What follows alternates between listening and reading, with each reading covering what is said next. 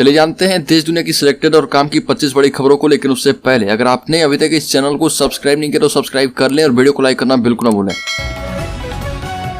कर्नाटक के पूर्व मुख्यमंत्री बीएस येदियुरप्पा ने कहा कि मैं अब चुनाव नहीं लड़ूंगा और 80 साल का हो गया हूं, इलेक्शन नहीं लड़ सकता, लेकिन 2024 में मोदी सरकार को वापस लाऊंगा। येदियुरप्पा ने कहा कि मैं अभी 80 साल का हो चुका हूं, मैं चुनाव नहीं लड़ सकता। हालांकि बाद में उन्होंने साफ किया कि वह सक्रिय राजनीति में बने रहेंगे। आपको बता दें कि कर्नाटक राज्य में मई में चुनाव होने हैं और जैसे जैसे चुनाव करीब आ रहे हैं, पार्टी में येदियुरप्पा की अहमियत बढ़ रही है। गुजरात के मोरबी ब्रिज हादसे में ओरेवा ग्रुप के जयसुख पटेल ने कोर्ट में सरेंडर किया। मोरबी ब्रिज हादसे में आरोपी ओरेवा ग्रुप के जयसुख पटेल ने मोरबी कोर्ट में सरेंडर कर दिया और इस हादसे में 135 लोगों की मौत हो गई थी। संसद में बजट सत्र शुरू हो चुका है। राष्ट्रपति द्रौपदी मुर्मू ने पहली बार संसद के ज्वाइंट सेशन को संबोधित किया और 1 घंटे 2 मिनट तक चले अपने अभिभाषण में कहा कि भारत में मजबूत इच्छा शक्ति वाली सरकार है जो बिना डरे काम कर रही है और इसके लिए राष्ट्रपति ने सर्जिकल स्ट्राइक, आतंकवाद पर सख्ती, आर्टिकल 370 और 3 तलाक का हवाला दिया। द्रौपदी मुर्मू ने सरकार को लगातार 2 बार मौका देने के लिए लोगों का आभार जताया और कहा कि हमें आत्मनिर्भर भारत बनाना है जहां गरीबी ना हो और मध्यम वर्ग वैभव से युक्त हो। गणतंत्र दिवस परेड में उत्तराखंड की झांकी बनी बेस्ट झांकी। सेना की पंजाब रेजिमेंट को मिला बेस्ट मार्चिंग कंटिजेंट का अवार्ड। गणतंत्र दिवस परेड में कर्तव्य पथ पर प्रदर्शित की गई सभी झांकियों में से उत्तराखंड की झांकी को पहला पुरस्कार मिला है। उत्तराखंड ने राज्य के वन्य जीवों और धार्मिक स्थलों की थीम पर झांकी प्रदर्शित की थी। उत्तराखंड की झांकी में सबसे आगे कॉर्बेट नेशनल पार्क में हिरन, बारहसिंगा और कई प्रकार के पक्षियों को दिखाया गया था। झांकी के केंद्र में राजकीय पशु कस्तूरी मृग भी शामिल था। देश में 9 लाख सरकारी वाहन 1 अप्रैल से सड़कों से हटेंगे। केंद्रीय सड़क परिवहन और राजमार्ग मंत्री नितिन गडकरी ने कहा कि 15 साल से पुराने 9 लाख सरकारी वाहनों को 1 अप्रैल के बाद सड़कों पर से हटा दिया जाएगा और इनके स्थान पर नए वाहन लगाए जाएंगे। ये वाहन केंद्रीय और राज्य सरकारों, परिवहन निगमों और सार्वजनिक क्षेत्र के उद्यमों में लगे हैं। आसाराम बापू सूरत की महिला से रेप के केस में दोषी करार। गुजरात की गांधीनगर सेशन कोर्ट ने सूरत की एक महिला से रेप के मामले में आसाराम को दोषी करार दिया है। कोर्ट सजा का ऐलान अगली सुनवाई में करेगा और इससे पहले जोधपुर कोर्ट ने 25 अप्रैल 2018 को आसाराम बापू को यूपी की एक नाबालिग से रेप के मामले में उम्र कैद की सजा सुनाई थी और कोर्ट में आसाराम की पेशी वीडियो कॉन्फ्रेंसिंग के माध्यम से की गई। ऑपरेशन ब्लू स्टार के जनरल कुलदीप बराड़ का दावा, बोले इंदिरा गांधी ने पहले भिंडरावाला का कद बढ़ा दिया फिर खत्म करने के ऑर्डर दिए। पंजाब के अमृतसर स्थित गोल्डन टेम्पल में ऑपरेशन ब्लू स्टार को लीड करने वाले जनरल कुलदीप बराड़ ने 39 साल बाद पूर्व प्रधानमंत्री इंदिरा गांधी और जनरल सिंह भिंडरावाला के बारे में बयान दिया। कुलदीप बराड़ ने स्पष्ट कहा कि भिंडरावाला को तत्कालीन प्रधानमंत्री इंदिरा गांधी की सलाह मिली थी और उसे रोकने में देरी की गई।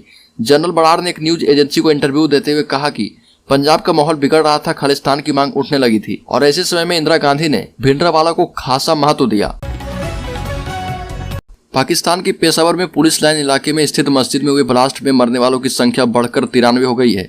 इस बीच राहत बचाव में जुटे अधिकारियों ने आत्मघाती हमले को अंजाम देने वाले संदिग्ध शख्स का कटा हुआ सिर बरामद कर लिया है। अधिकारियों का मानना है कि किसी शख्स ने मस्जिद में घुसकर नमाज के दौरान खुद को उड़ा लिया था। हिमाचल प्रदेश में बर्फबारी के बाद बढ़ी मुश्किलें। 3 NH 496 सड़क के 908 बिजली ट्रांसफार्मर 2 दिन से बंद है। अंधेरे में बीती सैकड़ों परिवार की रात। हिमाचल प्रदेश के ऊंचे क्षेत्रों में भारी बर्फबारी से लोगों की दुश्वारियां बढ़ गई है। प्रदेश भर में 496 सड़कें और 908 बिजली के ट्रांसफार्मर 2 दिन से ठप पड़े हैं। सड़कें अवरुद्ध होने से आवाजाही पर असर पड़ा है।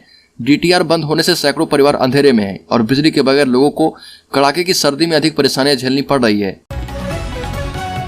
सरकार ने आदेश दिया है कि निजी टीवी चैनलों को प्रतिदिन 30 मिनट सार्वजनिक सेवा प्रसारकों का कार्यक्रम अनिवार्य रूप से प्रसारित करना होगा। हालांकि निजी चैनलों को राहत देते हुए सूचना प्रसारण मंत्रालय ने एक परामर्श जारी कर कहा कि इस बात की कोई आवश्यकता नहीं है कि सार्वजनिक सेवा प्रसारकों का 30 मिनट का कार्यक्रम लगातार प्रसारित किया जाए। निजी प्रसारक छोटे छोटे स्लॉट में कार्यक्रम का प्रसारण कर सकते हैं।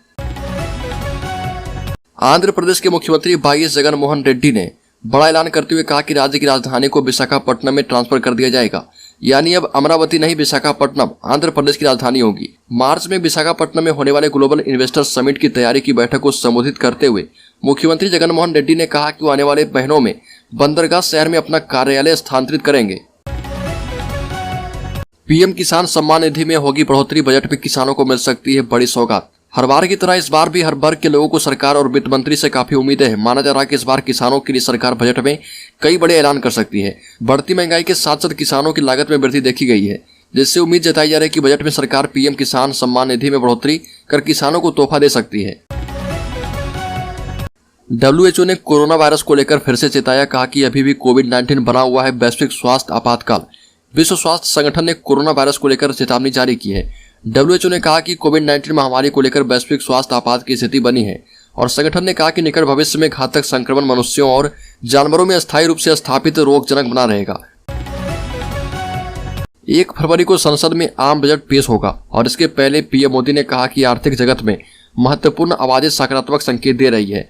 पीएम मोदी ने बजट सत्र के लिए संसद में आने के बाद कहा कि राष्ट्रपति द्रौपदी मुर्मू पहली बार दोनों सदनों को संबोधित करेंगी और यह आदिवासी समाज के लिए गर्व का दिन है। यह भी कहा कि संसद में यह परंपरा रही है कि जब कोई नया सांसद पहली बार बोलता है तो पूरी संसद उन्हें सम्मान देती है और उनमें विश्वास जगाने का माहौल बनाती है। इसी तरह राष्ट्रपति का पहला अभिभाषण है।